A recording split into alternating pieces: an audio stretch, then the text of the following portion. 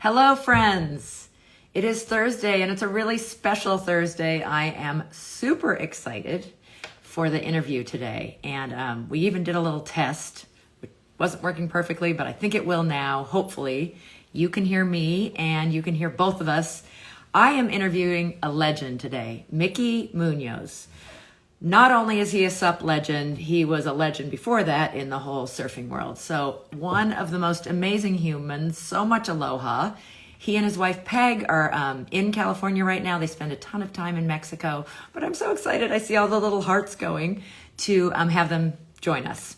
We're on SUP Connect. This is every Thursday. It's been over a year that I have the pleasure of interviewing people in the world of paddling. And today I have goosebumps because it's someone I am lucky to know in person, and I'm super excited to bring on and join us, and probably a little Peg too. Aloha from Macedonia. Oh my gosh. Thank you again for sharing where you're from. I think it's so cool. And you're on, and can we hear you? Oh, We can hear you. hi, Yes, Kristen. it's working. Hi, the We rest have, of the world. hey. So scooch up just a little so we can see your lovely mug. But we've got a bunch of Okay, people here. on with us, and we'll have more join while we're talking. But wow, what a honor and pleasure to get to talk to you. And this is recorded. We save it for later. But right now, we have some people joining us live. You know who one of the first ones was? Terry Plunkett, our mutual friend, Hi, jumped on right Terry. away. So we haven't seen you in a long time. You've been traveling. You spend so much time in beautiful Mexico. But let's just get right in because you tell such wonderful stories, and we want to know your stand-up paddle story. Again, you were a legend before you even became a SUP legend, but we focus on stand-up paddling, so let's start with that. You saw it really early, and you made it happen. Tell us about how you got into SUP. Yeah, I I was still surfing. Prone surfing, and went to Malibu, and it was a big swell, one of the biggest swells of the year. And I'm paddling out from the inside, and the waves are well overhead, and of course you're out there with 200 of your best friends.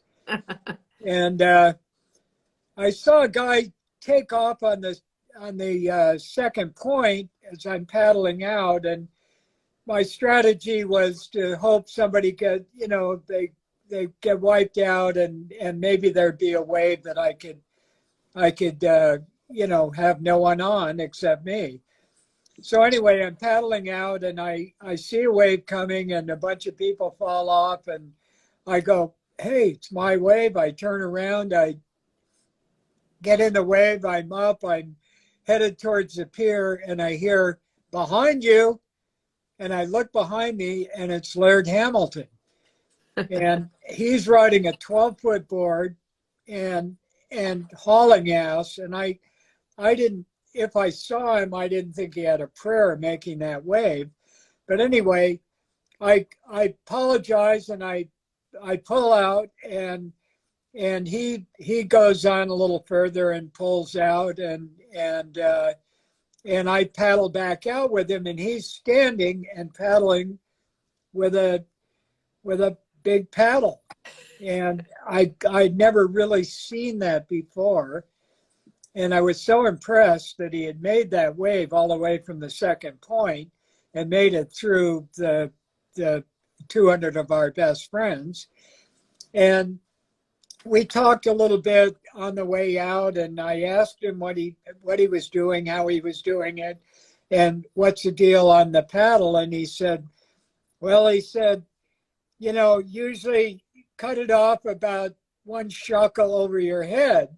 I love that. And so I was so excited about it after surfing that day. I came home that night, and I had a kayak paddle here, and I measured it, cut it off, and I took epoxy resin and a broomstick, and I made a cross handle and glassed it on. And the next day, I decided I'd try stand-up paddling. So luckily, I had done a 12-foot board for Surf Tech, and it was big enough for me to stand on. Actually, had I looked in the future far enough and made it a couple inches wider, I would be rich and famous now because You are famous. but anyway, well, rich. Anyway, so I took that board and my paddle, and I went down to one of our local at that time, secret breaks, and surf was still big. And I paddled out reasonably well. Not so easy. I mean, it was not as easy as the good surfers make it look. Anyway, I was out probably an hour or so. I finally caught a wave, and I'm going, I don't know, this is not so easy. I'm going to go back to surfing. Well, that lasted about, I tried it again. I went, okay, instead of trying to surf, maybe I'll go into the harbor and paddle there. It was a heck of a lot easier. And started to get my paddle strokes down. And then I'm trying to remember. Do you remember about what year that was? No. That's okay. It was early. I don't know, 15 years ago or maybe longer now, how time flies. Oh, I know. I got a real stand-up paddle that was made specifically for stand-up, and that made a huge difference over my kayak paddle. With a broomstick, yeah, and with the broomstick handle. Did you save that though? The paddle or the Yeah. broomstick? That original paddle. Oh, that would have been really cool to put in a museum. No, that's a good question. I might have it. I don't throw anything away, so I might have it somewhere. Save that. I will. Anyway, so the more I paddled, the better I got at it, and then when I got a real paddle, a stand-up paddle, then surfing became a little easier, and I was able to start to surf. And then the advantages for me over prone paddling, and the fact that I was still an aging surfer trying to ride shortboards, and if you don't stand up in the right place at the right time, the party's over. And so I was having more failures than successes surfing. And the stand-up kind of, because I'm riding that 12-foot board, I now can ride waves that most surfers aren't even interested in or trying to catch. And so the more I did it, the more I liked it, and then from a shaper, surfboard designer's standpoint, it was a real challenge in design to make a board that was stable enough to stand on and yet small enough, light enough to be able to maneuver in the surf. So for me, that was another real hook. And then as it progressed, I then got a really, really, really good paddle, Quick Blade. I'm going to mention Quick Blade because absolutely, they were the best. And that made such a huge difference, both in surfing and just paddling. And in fact, one of my major advice to anybody starting to paddle, you can paddle a door, you can paddle a table, you can paddle a boat, but the paddle is the key. That is, in my mind, the most critical thing. If you're going to spend any money, spend it on a really good paddle. I totally agree. I think once you're ready to make that decision about a fixed height instead of an adjustable heavy paddle that you might have gotten in a package deal in that first board, if you got something, start with that. Exactly. 100% agree, because it makes such a difference. And some of the people who don't enjoy it that I talk to, it's because their arms got tired of this really heavy paddle. So makes all the difference to have a quality paddle. Good And you advice. know, if you're going to go with the advice part of it, the next thing besides the paddle is, yeah, you can paddle a door and you can paddle a table, but it's best to get a board that is stable, that, you know, is light enough for you to be able to manage and carry and get to the water, Mm-hmm. and stable enough to stand on. And but it can be, you know, you can go to Costco and buy a Costco board even, you know, but at least you've got something that's easy to paddle and stand on, and then, you know, don't try and paddle around the world the first few times out. You know, paddle depending on your physicality, but you know, paddle, you know, not till you get really tired, but you want to be having fun. You want the Yes. board stable enough so you're not falling off. It's not a challenge to be on the board. It's not a challenge to get the board to the water. The easier it is to do, the more you're going to do it. And and and then take it easy. If you're a surfer and you want to try and ride waves, you already know how to surf, but you need to know how to stand up paddle. You need to get your mind, body into your brain into balancing.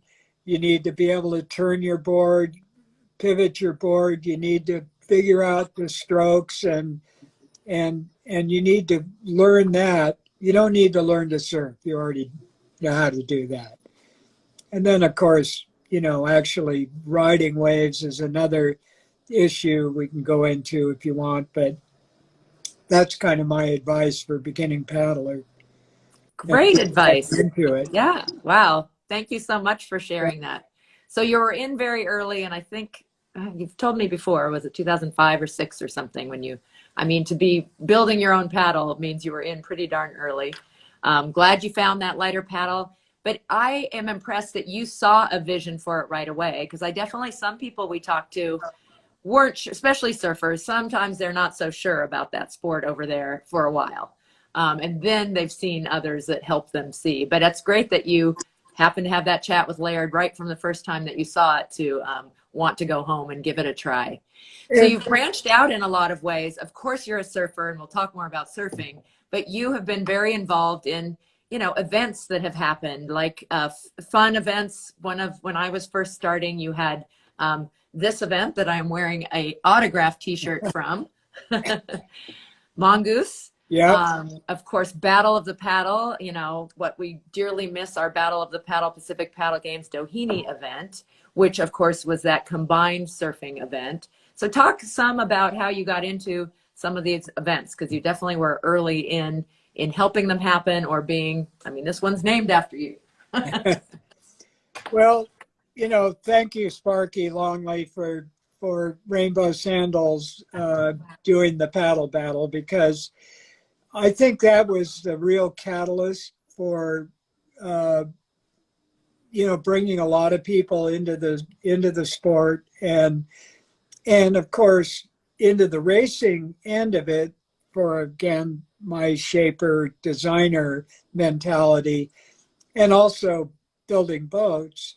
I had a pretty good idea of where and how to make race boards, and combined with, you know, the surfing end of it and the racing end of it, I could kind of envision where the design of boards were going to go. Also, having started snowboarding early on, and having been a skier, um, running the gamut of you know, uh, uh, you know, you're standing up, you're not surfing anymore. I realized that early on in snowboarding, skiers looked at snowboarders, and I don't blame them because snowboarders were not aware of the kind of the unwritten rules of you fall down, you make a hole, and you fill your sitz mark. That was the old skiing thing. And a bunch of young kids up there with their pants around their butts and not respecting the tradition of skiing, pissed the skiers off until finally, and it's funny because I'd ride up the lift next to a skier and they'd move as far away as they could from you, and then after a few years when ski designers realized the value of snowboard design, they redesigned skis, and it actually helped save skiing. And then I'm riding up the lift with $1,000 worth of Patagonia gear on and a beautiful laminated wooden snowboard. Now they're snuggling next to you going, hey, that's pretty cool. And so the same kind of thing happened in SUP. Yeah. And it came from the surfing side. And then when racing got into vogue, if you will, because again, Sparky and the paddle battle,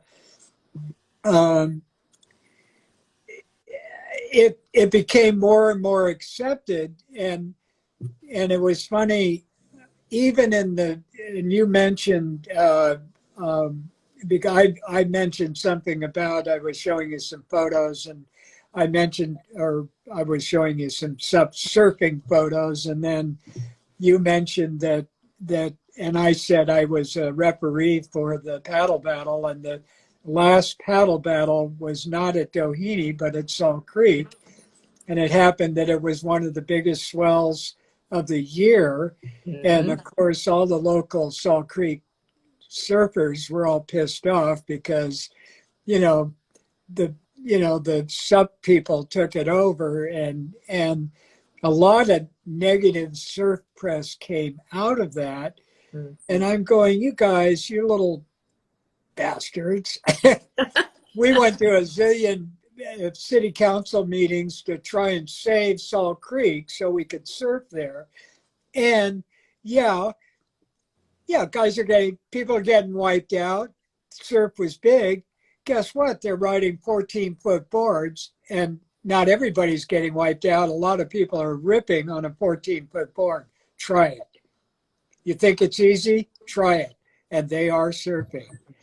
And so I think that event and the fact that the etiquette for surfers riding waves, they became more aware, and so sharing, and the surfers finally realized that, you know what, maybe this isn't that bad. I'm not ready to do it yet, but someday, when you can't stand up anymore and you want to keep surfing, stand up on a board and paddle. Yeah.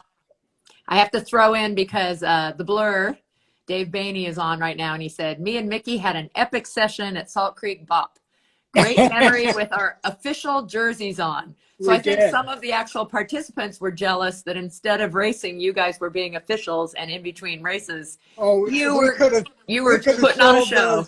We could have sold those referee shirts on eBay for $1 zillion. Seriously. Everybody wanted that referee shirt because that let you get out there. That was fantastic. It's interesting you mentioned, I do think at the beginning, having a lot, there were other legends like you who part of it was being a little bit older and thinking to the future, how can I keep surfing? And so some people said at the beginning, this is a sport for older people, which is yes and no, because yes, it's great for older people, but it's great for everybody. So it was interesting that got some people really interested who were thinking, yeah, maybe my knees aren't so good and popping up from surf. This is a good transition. Maybe I'll look at it. But then they would see how good people were. And I don't know if you want to share how old you are, because you're still absolutely amazing. I think Corky Carroll just wrote a piece on you, and watching you rip on a SUP surfboard has changed his mind about it. What do you think about that? I mean, I think So, that was, so I was at a trade show, and I run into these couple guys, and we're talking, and they go, yeah, we were down in mainland Mexico, and we had our SUP boards, and we're standing on the beach, and it's early in the morning and everything, and this guy comes running down the beach, and he introduces himself. My name's Corky Carroll. Oh, by the way, there's no SUP surfing on this beach till afternoon. And so, he just made up that rule himself, well, huh? he made up that rule because that's where he surfed, and he wasn't into SUP surfing then, or even paddling. So now fast forward a year or two, and Corky and I are doing a documentary shoot in Baja, and he and I hadn't surfed together in 30 years, right? And, he's living on mainland Mexico and rarely coming up to California or up to the States. And then I'm in Baja. And anyway, we just hadn't surfed. And we used to surf together all the time. And so we're shooting this documentary, and I take him to a spot where, you had to do a blood pack to get in there, swear you don't know the name of it. Anyway, and the surf's kind of funky, not really very good, but I mean, compared to what it could be. But Corky's an excellent surfer. So I'm doing some stuff on the beach. He gets in the water, he's riding a few waves, and I paddle out, and I paddle out beyond him and kind of beyond this rock. He's inside the rock, I'm outside the rock. First wave I catch, I go by the rock, barely missing it, because there are some options. You can go inside, but it's dangerous and rocky and tricky. And I just barely made it by the end of the rock and went down the line twice as far as he had gone. And he was always a much better surfer than me, and proceeded to paddle back out and catch probably 4 or 5 waves to his one, every one he was catching.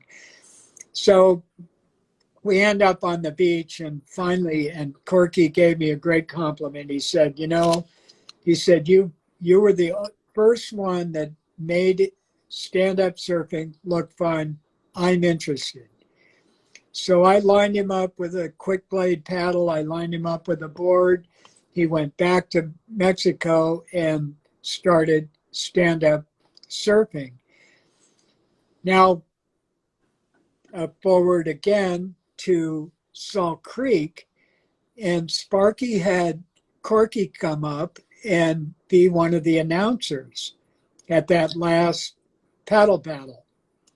And I think that's what it was. I believe it was. Anyway, and Corky, a week before he came up, he's emailing me and he's going, I'm having problems with my backhand turns. What do I do? And so I wrote out this whole thing on how to cut back and everything. And 2 days before he was to fly to California, he writes me this email, and I can just hear him hooting and shouting, I just did one of the best turns I've ever done, and blah, blah, blah, blah, blah. And then, he comes and does this announcing, and of course surfed when he was up here, stand up. And so, totally hooked. You did a whole turnaround on him. I did a whole turnaround on him. Yeah. So. Well, you're getting many shout outs and alohas. We do have a request from your audience because they can't see you very well. Oh. Can you get either closer or move the phone down a little? There we go. Okay. Is that better? Okay. That's a little better. Yeah. We're seeing more ceiling than you. Okay. Well, the ceiling could be interesting. I've got birds and. Oh, there, tour of their house. So, Yeah. That is all good. Yeah. So, you've been shaper, surfer, you've been in events. One of my favorite things, you've been in many videos, documentaries, movies, books. Your, I think, most recent book, maybe you've had one since it, but I love No Bad Waves because it really shows you have so much aloha, and I love that about the sport. And while I love surfing, I haven't always felt that in surfing. There's kind of both sides of surfing. So talk about that because I do think it really plays a big part in our paddling world and people who love the ocean. No Bad Waves from Well, Mickey Munoz. yeah, I think the difference is, of course, if you're in the water surfing a supboard, now you're competing for waves, right? And because of the population in surfing, there are usually more surfers than waves, so it gets real competitive. And you're right, there's an attitude a lot of times in the water. Um, Luckily, stand-up surfing and paddling is, yes, it can be competitive if you're racing, that's for sure, but it's kind of a mutual admiration. Good paddlers are respected and are usually willing to share their knowledge and and I think there's a real camaraderie, especially because it's a relatively new sport, um, and and it goes through phases just like surfing, has and will continue going through. Um, if you're in a place, if you're surfing a supboard and you're in a place where it's real competitive, a lot of people in the water, it the attitudes change a little bit for sure. But for the most part, if you're paddling for the beauty of standing on a supboard, your vision is great, your posture is great. It's a wonderful for your physicality and just the advantage of being on a board, able to uh, paddle around the harbor. I mean, half the women are way better paddlers than I am, and I love paddling behind them. That's fine with me. Um, uh, so, so uh, I think there's a real camaraderie in it, and again, because it's still uh, blossoming, if you will, and yeah, and for all the young people, watch Kai Lenny on a supboard. If you don't think that surfing, watch him chop hop in a 50-foot wave on a sub.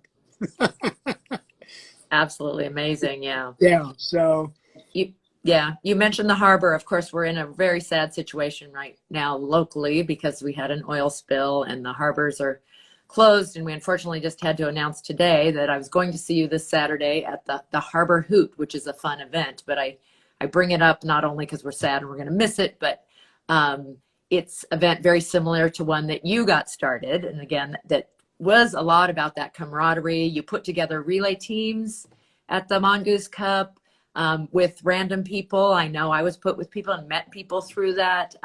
Short, close races on flat water. So we've found ways to have lots of fun and community, and that's certainly still such a huge part of this. But also, there's been this big surge, and like you said, things come and go and change during this pandemic and strange time. Huge surge in the outdoors and interest, and people have started paddling, have started surfing, camping, biking, all of it.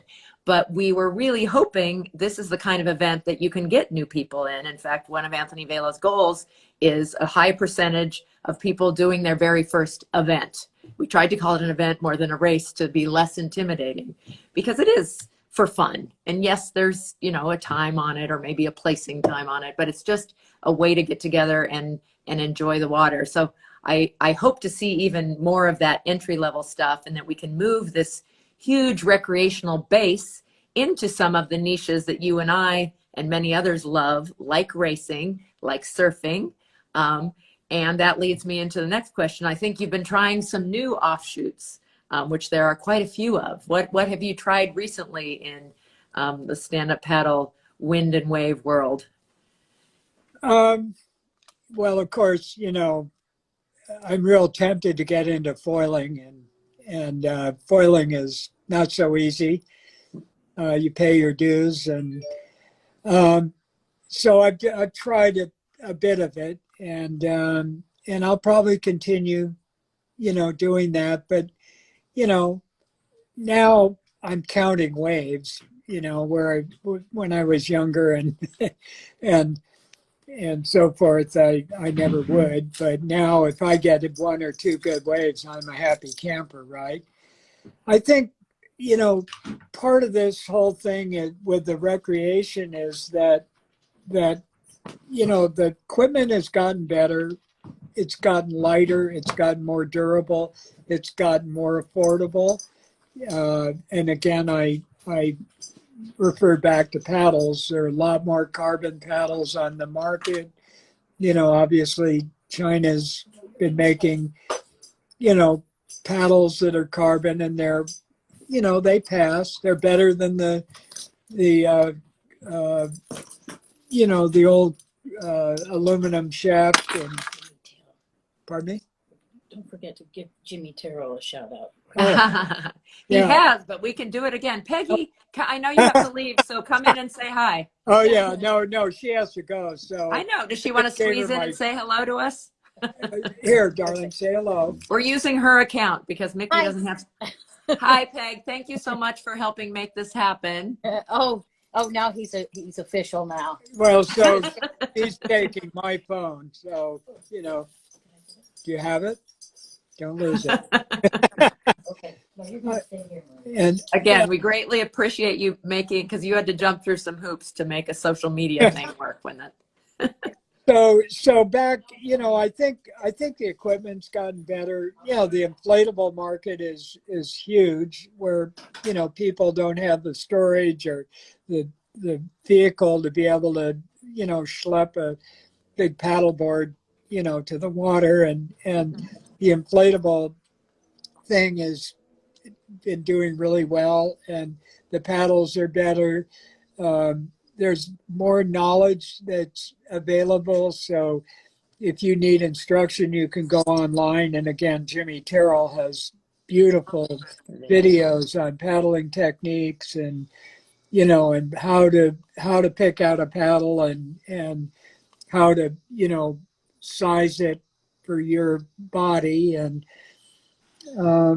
so it's made it for the beginner a much easier process. And I think one of your questions, and I'm going to refer to my notes here, but um, uh, something about, you know, what would I do different now than I did then? And my answer was sort of probably not much, because for me it was all about a learning process and growing with it. From a board design, I could see the future because I had been in the past in surfboard design, and I see where surfboard design is today, and I knew that supboard design would go in that direction. And as the longer I did it, the better my balance got.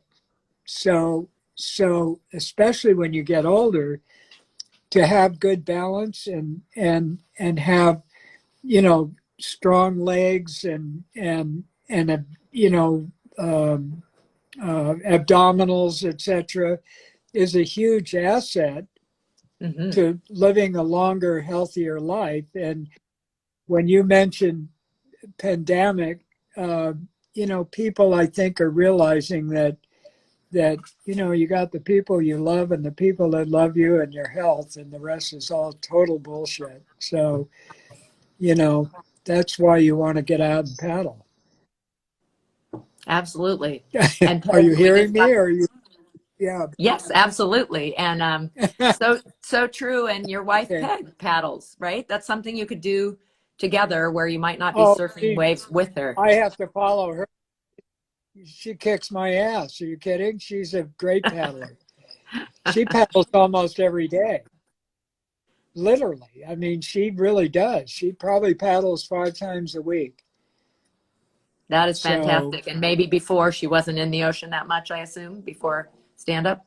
no, no, she, when we got together, I, you know, we, you know, I'm going to teach her how to surf, and so of course it's like, okay, do a push up on the beach, and now stand up, and which foot forward do you put, right? Which and and I she ended up putting her right foot forward, which would have made her a goofy foot, and I went, no, no, wrong foot, because No. I knew there'd be enough arguments that are we going to argue about which surf break are we going to go to? So she learned to surf pretty well, but she never became as passionate about surfing as I am, and she loves paddling and loves the racing, and so she got into that side of it, and I liked racing too, but I'm more or less paddling against myself. There weren't that many racers in my age category, so and when it first started, the categories were more limited. 20 and under and 50 and under or something, and I was already over 50, so I'm now competing against younger people. So but I was really interested in the board design and interested, of course, in downwind paddling, and it turns out that I do better in distance than I do in sprints. So I we did Catalina, and we did some other long kind of races, and that was fascinating to me. And I helped Tom Jones do his paddle from Oregon border to the Mexican border, which was one of the very early first long distance paddles. I mean, now, you know, they're doing unbelievable long distance, but it was very fun for me as a kind of backyard engineer and designer to help design a board and design a system that we could work with down the coast, and a lot of places on the northern California coast you can't drive to, and only way you Yeah. can get there is by boat, and you can't have a little boat. You better know your business because it's serious water. That was an amazing early accomplishment, Tom Jones. Yeah, I forgot that you had so much to do with that and the yeah, board and yeah, everything. yeah.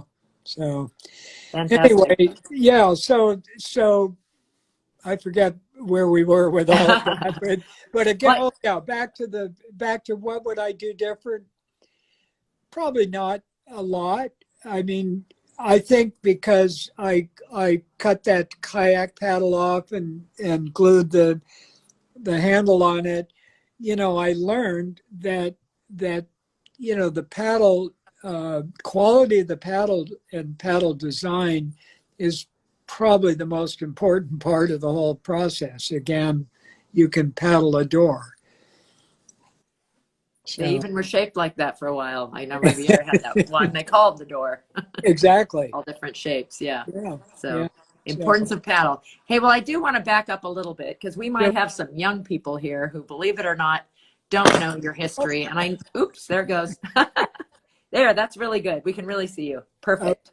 no, no, But I talk a haven't. little bit about, because even before stand up, you had just some amazing things in your life through the surf world, and were very well known, already a legend in the surf world. I know you're humble, but talk about nicknames and surf stances that are named after you, like this one, and being a double in a movie. Tell us a little bit of historic highlights from your surf life before sup.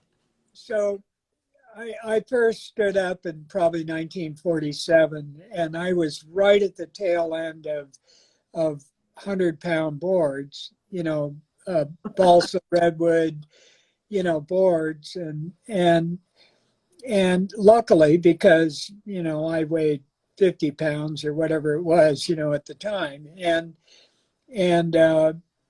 so having that advantage, and then having Malibu through the early 50s, which was the perfect wave, and a bunch of young kids equal my age group and stuff that were passionate about surfing and pushing each other. We would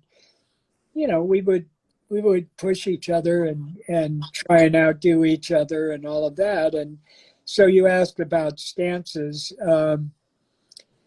So back to Malibu again, you're on this wave and your friends are paddling out and you're going, besides, okay, how close to the nose can I get? Or how radical a turn can I do? Or maybe I could do some pose of some kind of stance, right?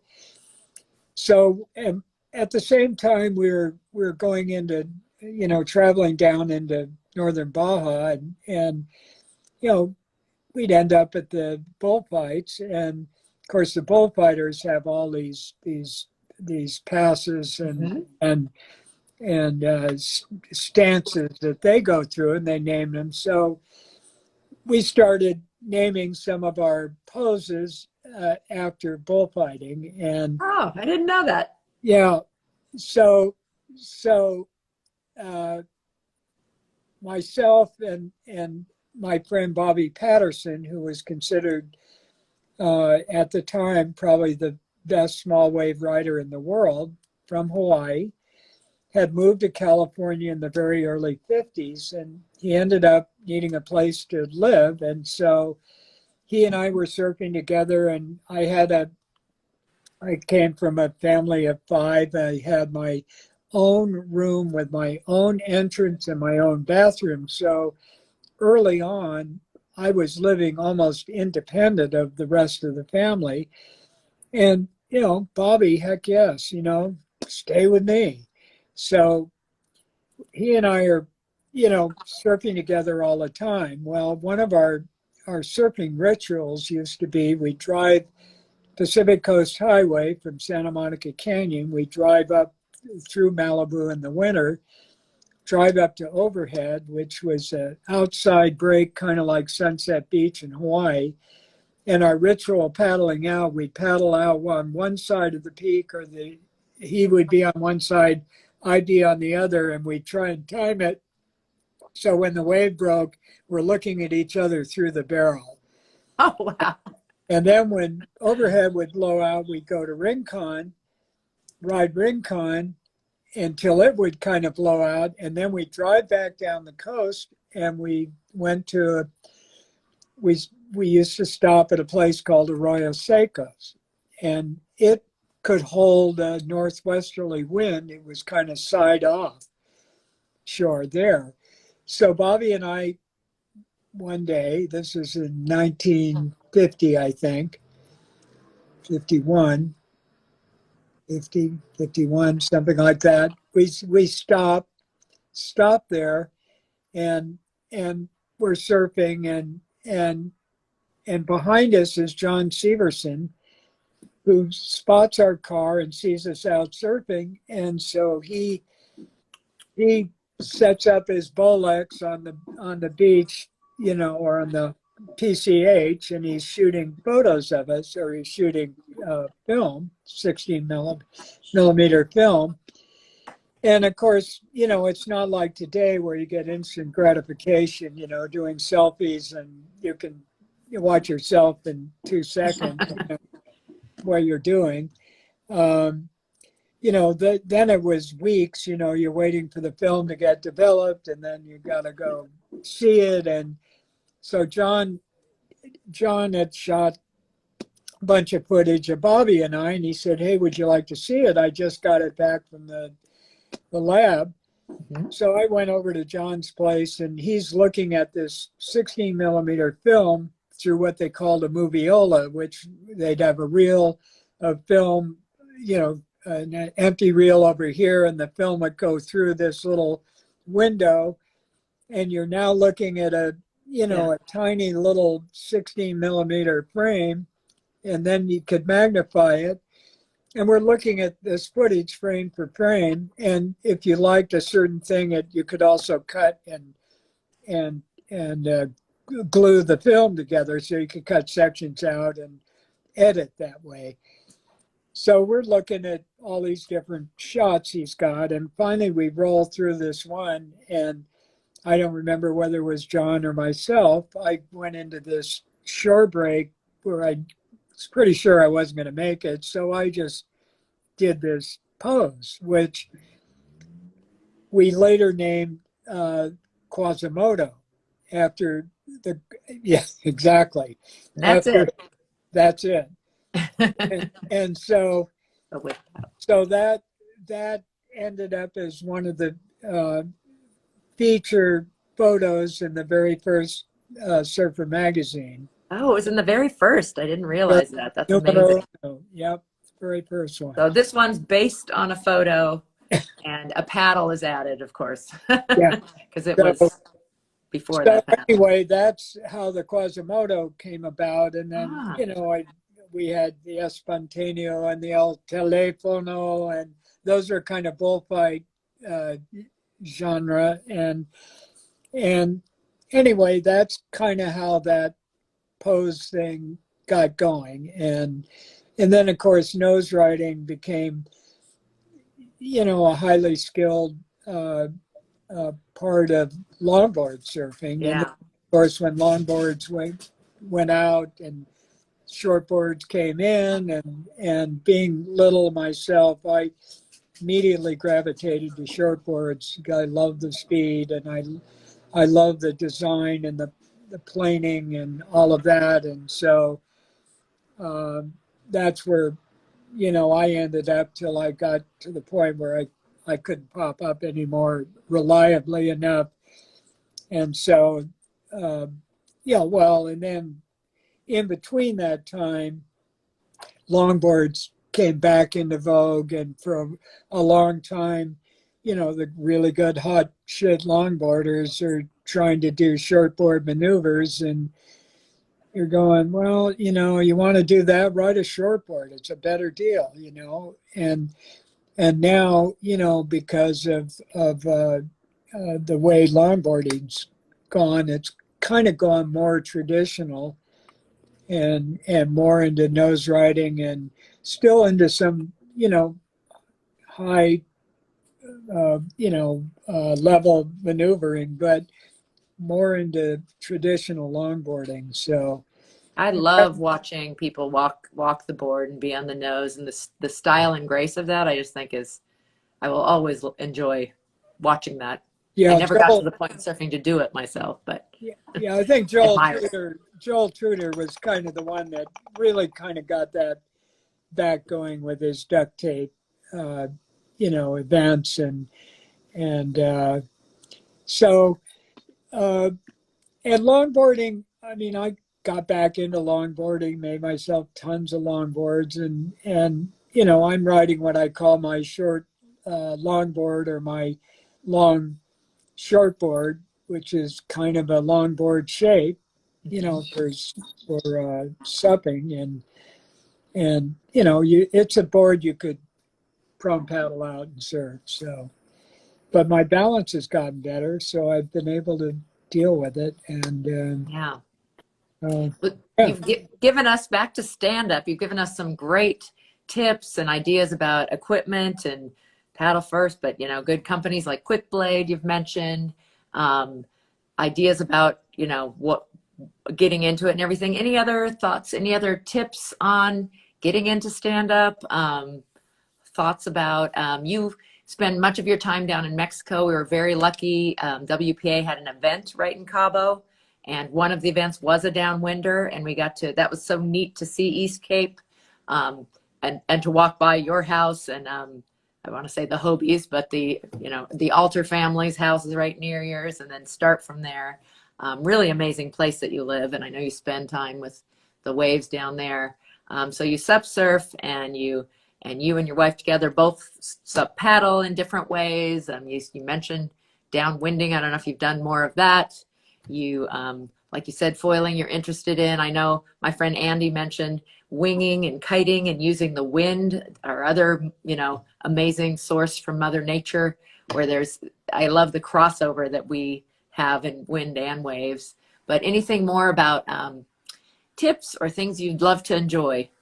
No, but I'll get into that. But you brought up the event down there in Baja on the East Cape, and that event was under Mike Doyle's name. And Mike, of course, was a fabulous, well-known surfer and athlete, and he got into stand-up paddling. So the downwind part of that event started in our arroyo, and Peggy and I had just flown down the night before, and I wasn't even sure I was going to go in it. I didn't have any real race board or anything to do it, but everybody's gathering in the arroyo, and they're going, "Come on, we got a board for you," and okay, and I got a paddle, and I got my hydration pack, and I'm scrambling around trying to, because it was about an 11 or 12 mile paddle. Yeah. A fairly serious paddle, at least for me. And Mike was in it. Well, Mike and I had been friends since Malibu days in the 50s, right? And we both were lifeguards, and we both competed swimming, paddling, rowing boats, prone paddling and surfing all over the world. And I had never beaten Mike ever. One event we did a lifeguard event, which was a run, swim, paddle, row. Oh wow, all Rowing at four. right? So, and Mike is an unbelievable athlete. Well, I lucked up when I got in the dory. I'd only rowed a dory 2 or 3 times in my life, so and I'm a little person. He's twice my size, so we're out there, and he's way ahead of me, and I catch this outside set. And I ride this wave. Well, by the time I get to him, and now I'm passing him, I'm going, no shit, I may be able to beat Mike here. And I spun out, and Mike caught the wave, what was left of the wave, and beat me to the beach, right? So now, fast forward, 25, 30 years or more. And, we're still, we've been snowboarding together, and, it's still competitive deal among friends, right? And he was a great snowboarder, really good. So I couldn't beat him. I couldn't beat him in snowboarding either. But so I'm scrambling around to do this downwinder, and the wind's hooting. It's like really blowing hard. And by the time I get my act together, I am last around the starting line. Mike is already, halfway to Punta Gorda, and he's and he's the local knowledge and everything. So anyway, I finally, I'm paddling. Well, it turns out I for some reason was paddling faster than Mike, and I caught up with Mike, and I got right behind him. And stand up, it's hard to turn around and look behind you, and especially, Mike wasn't full-time supping, so and he's kind of struggling along, and so I go, "Hey, you're a local. What's your strategy?" Because you can either go inside, you go down the middle, or you could go Mhm. on the side, and you couldn't see the mark. The mark was too far away, right? And with that, Mike falls off, and I paddled by him. I said, "Okay, see you later." And that's the only time I ever beat him. Yeah. Did Yeah. he even realize it was you asking from Well, of behind? course, after I passed him, I kind of turned back and Well, you have very special memories of that race then. Yeah, that was a fun WPA one. Thank you, Byron Kurt, for that. That was one of those great events in the early days annually that moved around to different places. They had some fun ones. yeah, Yeah. yeah. Anyway, so the original your question though was any more advice, right? I don't know. My again, I go back, make it easy, make it fun. Fun. You want to be laughing and smiling. You want to make it fun, and it's a great thing for couples because turns out women are excellent paddlers and become excellent paddlers, and so if there's any difference in strength, it's more than equaled by grace and brains.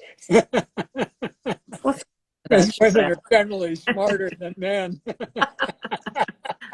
And so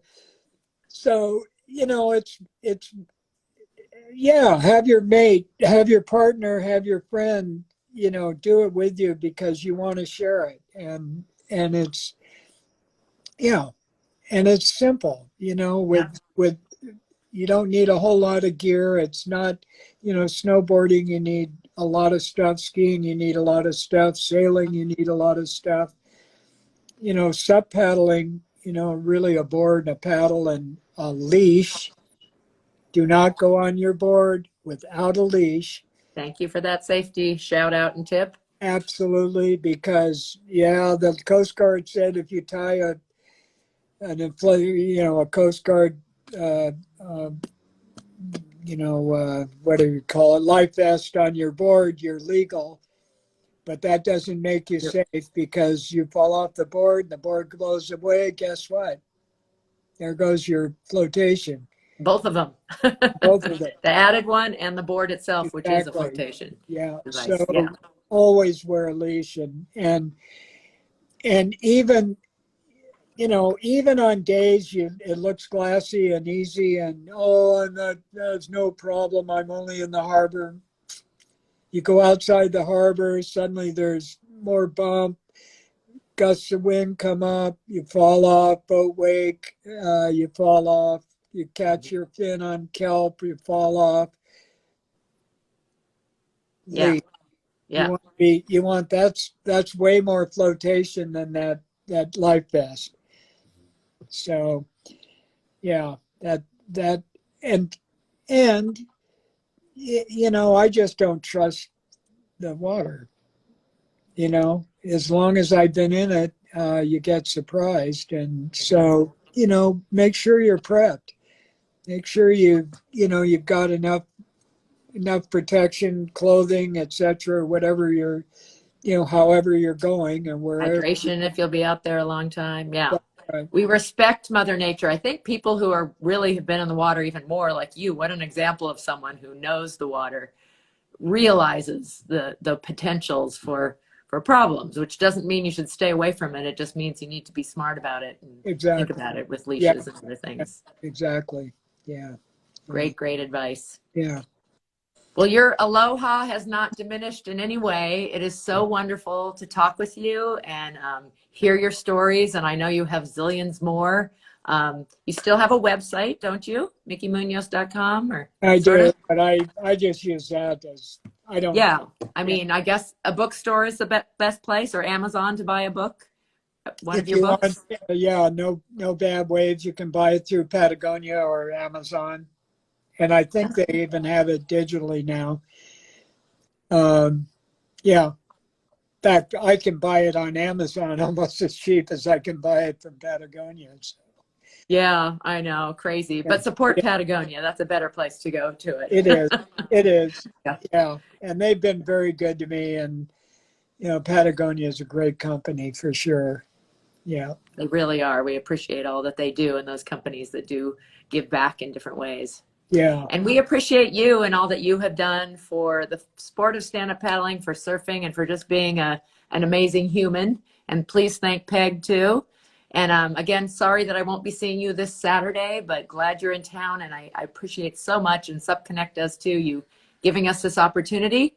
It's actually right away on Instagram. You can find it. Those of you listening, if you know somebody who missed it, they'll want to hear our interview and all the great stories and advice that Mickey had to give. And then it will end up on YouTube, both SupConnects, and I have one called KT Outside that will have this also. Joseph says, hi. You had so many people saying, I don't know if you saw the things scrolling by, but they're like, I've been looking at you because there are a lot. they're Yeah. beautiful. Some of your relatives, there's a couple of Munoz's, Petey and somebody else were watching. All right. Yeah, and a lot of friends. I know Andy was on, and EJ way back from the beginning. Right. Oh, I forgot to ask Terry, wanted to know if you still do Tai Chi. I never really did Tai Chi. I do fake Tai Chi.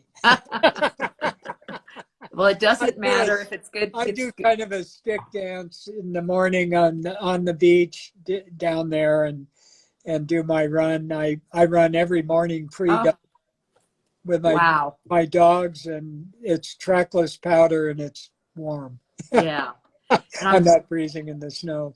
I'm sorry we ran out of time because you were going to show pictures, but if you want to send any, Mickey is a great photographer. He was sharing a bunch of gorgeous pictures of on water and off water and the dogs and the house, and keep doing that.